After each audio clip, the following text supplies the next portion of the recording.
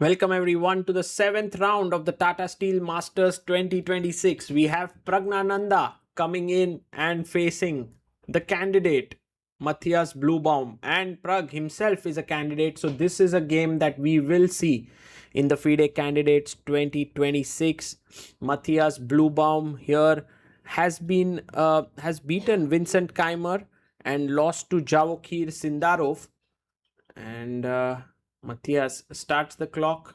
Prag continues to adjust all his pieces, and as always, Prag takes his time before the first move. He plays his pawn to d4. This tournament has been a difficult one for Prag. He hasn't won a single game yet.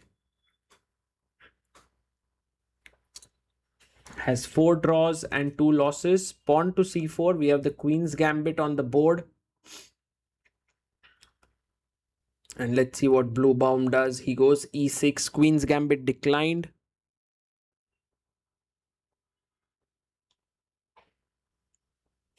And the knight comes out to f3. Bluebaum goes knight to f6.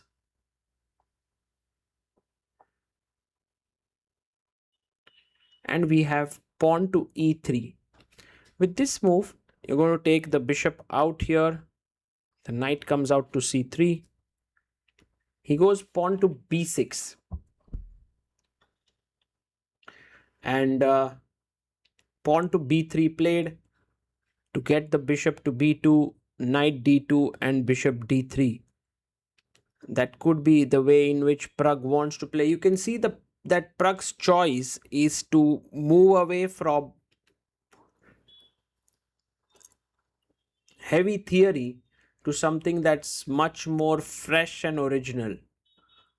The bishop comes out to d6. And now bishop to d3 played. So we have several games that have reached this position. Black castles. White will castle as well. And then if black goes c5 and let's say the knight goes to d7, then he'll have kind of 100% symmetry here. So knight c3 is an option, but Prag chooses knight to d2. And now you could potentially play the move c5. He plays knight e4 here. And maybe if the opportunity arises, he would like to put his pawn on f5. Prag goes rook to c1. And look at Prag's time. He has 155. So he is well prepared here.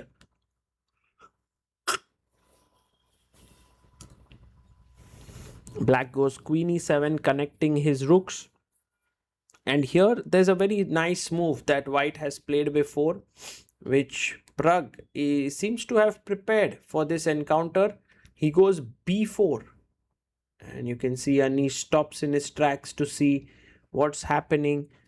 Because now if bishop takes on b4, then cd5 and rook takes c7 is hanging. But knight takes d2 played. You can't take here with the queen, of course, because bishop b4 hits the queen. So takes it back with the knight, and now d takes c4 taken here.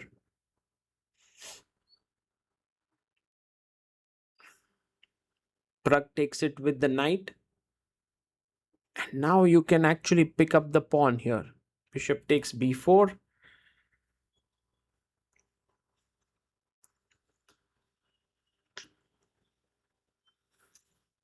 And an important move, a3. With this move now, if you see bishop a5, I'll just take it.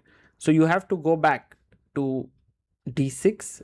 Queen g5 trying to threaten mate is met with e4. So bishop goes back to d6. And now knight takes on d6.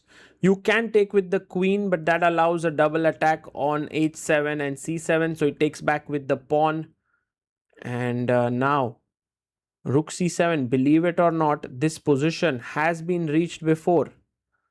So It's something that has been seen. Rook b8, which could also explain why Matthias is playing so quickly. He seems to be in his prep. Queen h5 played. And now notice the time on the clock for Matthias. He has 1 hour 45 minutes.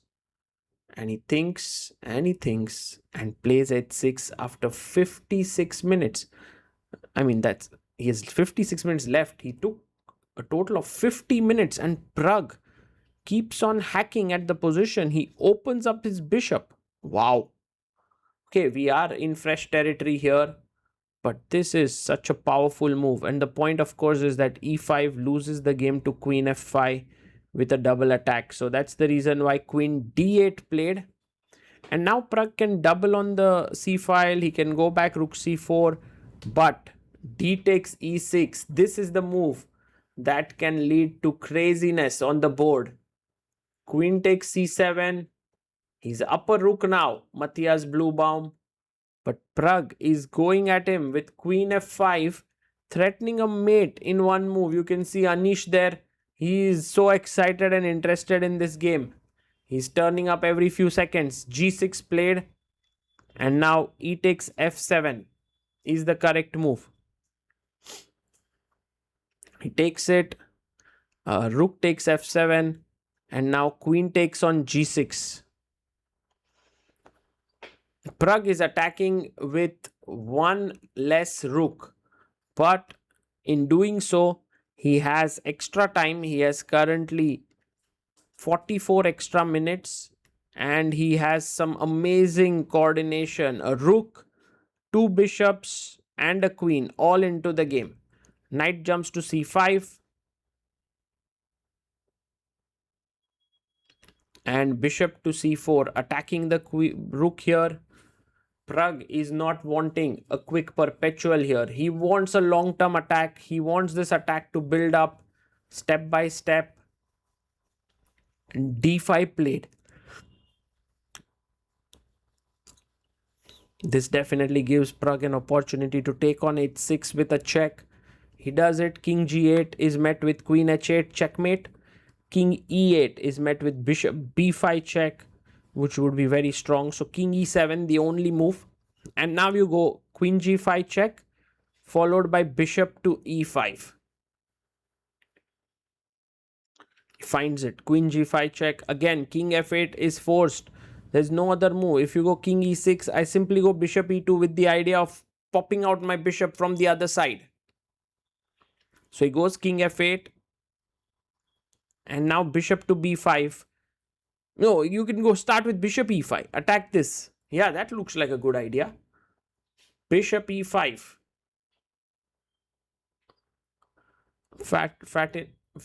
Fascinating idea here. Attacking the queen and the rook. And now the queen has to move back. Attacking the queen here. You'd never want to trade the queens. A check on h6.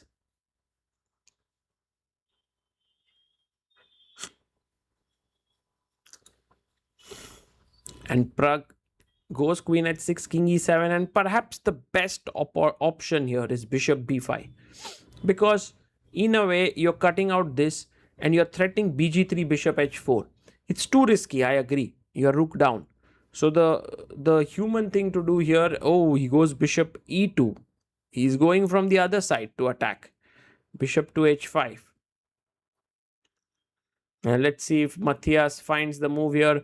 The best move is rook c8, which is natural because your rook is hanging here. So he does play rook c8. And now maybe bishop g4. He goes for a check. I think Pragg here has a choice between giving perpetuals or fighting for the win. And fighting for the win doesn't look super appetizing. But let's think about it. For example, check, king e7, and now rook takes c5. If rook takes, I have check and I win the queen. So you have to take b takes c5 perhaps. Queen g5, king e8, queen g8. If rook f8, there's problems with bishop h5, so king e7. But somehow there's no win here.